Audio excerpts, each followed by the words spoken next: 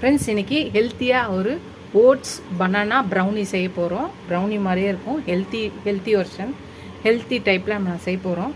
ஒரு வாழைப்பழம் எடுத்துக்கலாம், இதை தோல் அடித்து கட் பண்ணிக்கலாம். வாழைப்பழத்தை கட் பண்ணி போட்டாச்சு. இப்போ ஒரு கப்பு ஓட்ஸை போட்டுக்கலாம். ஒரு கப்பு ஓட்ஸு, ஒரு வாழைப்பழம், அரை கப்பு பால் ஊற்றிக்கலாம், அரை கப்பு தயிர் ஊற்றிக்கலாம், 1/4 ஒரு 3 டேபிள் ஸ்பூன் ப்ரௌன் சுகர், நாட்டு சர்க்கரை இல்லை வெல்லம், ஜாகரி ஏதாவது போட்டுக்கலாம். நான் நாட்டு சர்க்கரை போட்டிருக்கேன் 3 டேபிள் ஸ்பூன், இல்லைன்னா 1/4 1/4 கப்புக்கு நாட்டு சர்க்கரை போட்டிருக்கேன். அரை ஸ்பூன் பேக்கிங் பவுடர் போட்டிருக்கேன். பேக்கிங் சோடா போட வேண்டாம், பேக்கிங் பவுடர் மட்டும் அரை ஸ்பூன் போட்டிருக்கேன். இப்போ இது எல்லாத்தையும் மிக்சியில் போட்டு நல்லா அடித்து எடுத்துகிட்டு வந்துடலாம்.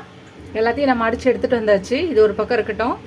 இந்த மாதிரி ஒரு கேக் டின் எடுத்துக்கலாம். நீங்கள் மைக்ரோவேவனில் வைக்கிறதா மைக்ரோவேவன் ஒரு இது இருக்கும் இல்லையா, அந்த ட்ரே எடுத்துக்கலாம். இப்போ இதில் பட்டர் ஷீட் போட்டுக்கலாம். இப்போ இந்த ஓட்ஸ் பேட்டரை இதில் ஊற்றிடலாம். இதை நம்ம கேக் டின்னில் ஊற்றி டேப் பண்ணிக்கலாம். அந்த ஏர் எல்லாமே போகும். இப்போ இதுக்கு மேலே நம்ம சாக்கோ சிப்ஸ் போட்டுக்கலாம். இப்போ எல்லாத்தையும் நம்ம சாக்கோ சிப்ஸ்லாம் போட்டு நம்ம அரேஞ்ச் பண்ணியாச்சு. நீங்கள் மைக்ரோவேவனில் வைக்கிறதா இருந்தால் 180 டிகிரியில் 25 மினிட்ஸ் வைக்கணும். இப்போ நான் கடாயில் செஞ்சு காமிக்கிறேன். உங்கள் வீட்டில் மைக்ரோவேவன் இல்லைன்னா இந்த மாதிரி கடாயில் உள்ள உப்பு போட்டுட்டு, கல் உப்போ சால்ட் உப்போ போட்டுட்டு, உள்ளே ஒரு பிளேட் வச்சுட்டு, ஸ்டாண்ட் வச்சுட்டு, இந்த தட்டை போட்டு நான் ஃப்ரீ ஹீட் பண்ணி வச்சுருந்தேன் ஒரு 10 மினிட்ஸு. இப்போ இதில் இந்த ட்ரேவை இந்த கேக் பேட்டரோட இதை வைக்கிறேன். இப்போ இதை மூடி வச்சிடலாம். மூடி வச்சு ஒரு 25லேருந்து 30 மினிட்ஸ் நம்ம லோ ஃப்ளேமில் வைக்கணும். வச்சுட்டு நம்ம ஒரு 25 மினிட்ஸ் கழித்து அது வெந்திருக்கா இல்லைன்னு டூத் பிக்லேயோ இல்லை கத்திலேயோ குத்தி பார்க்கணும். குத்தி பார்த்து கத்தியில் ஒட்டாத வந்துச்சுன்னா நம்மளோட கேக் வெந்துருச்சுன்னு அர்த்தம். நம்ம ஒரு 25 மினிட்ஸ் கழித்து பார்க்கலாம்.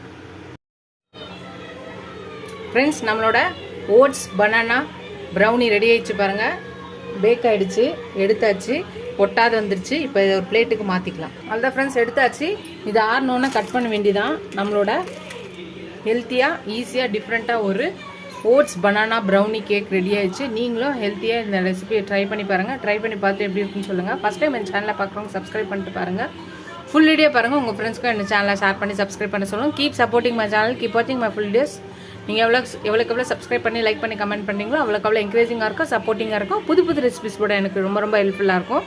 கேக் மட்டும் எடுத்தோடனே உடனே கட் பண்ணிடாதீங்க. ஒரு 10 நிமிஷமாவது அது ஆறணும். ஆறினதுக்கப்புறம் கட் பண்ணால் தான் அது நல்லாயிருக்கும். இல்லைனா கேக் உடஞ்சிரும்.